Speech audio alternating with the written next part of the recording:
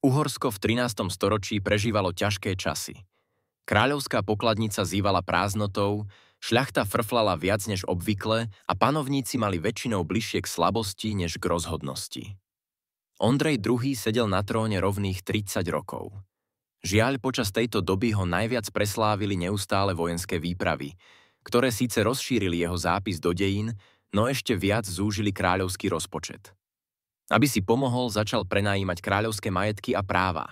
A to nie hocikomu, ale aj cudzincom, čo šľachte vôbec nevoňalo. Tí sa začali obávať, že prídu o svoje výsady, a tak vzali veci do vlastných rúk. Pod tlakom šľachty bol Ondrej II. Nútený podpísať Zlatú bulu. Dokument, ktorý sa zapísal do dejín ako prvý významný šľachtický zákonník v Uhorsku. Obsahoval zaručenie dedičnosti majetkov pre šľachtu, zákaz rozdávania majetkov cudzím osobám a čo je najdrsnejšie, právo postaviť sa proti kráľovi so zbraňou, ak by porušil sľuby. Namiesto upokojenia však Zlatá bula priniesla nové konflikty, lebo kráľ si s jej záväzkami príliš ťažkú hlavu nerobil. Šľachtu tak striedavo odmeňoval, aj porušoval sľuby. No napriek všetkému sa Zlatá bula stala základom právneho postavenia uhorskej šľachty až do revolučných rokov v polovici 19. storočia.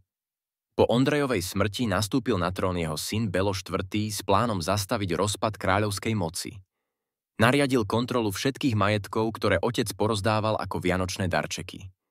Pochopil, že ak chce obstáť vo svete, kde šľachta má čoraz väčší vplyv, musí si nájsť nové opory. Preto podporoval kráľovské mestá, kde bol vplyv šľachty slabší. Práve v tomto duchu roku 1238 udelil mestské výsady Trnave, čím sa stala prvým známym privilegovaným mestom na území dnešného Slovenska.